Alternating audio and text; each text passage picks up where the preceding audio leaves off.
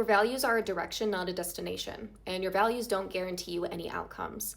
Your actions are what get you to the outcomes that you want. And when you act in alignment with your values and you express your values through your actions, you are more likely to get the outcome that you would like.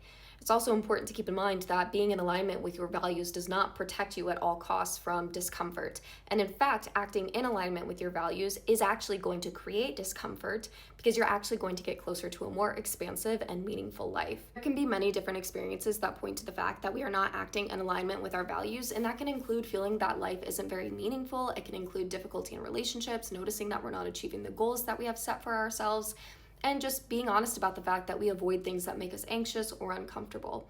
And that really creates a more constricted life. One exercise that we can use to help assess how we are acting or not acting in alignment with our values is to do a value card sort. Now, you can go on Google and you can look up a list of values, or you can look up actual value card sort tools, and you can either buy those or print them off and cut them up and then put them all out on a table and pick out all of the values that you have. And then really sit down and intentionally get curious about, what does it look like if I were to be in alignment with this value? What would I be doing? What would be happening in my life? How would I be feeling in my life? And compare that to what is actually happening.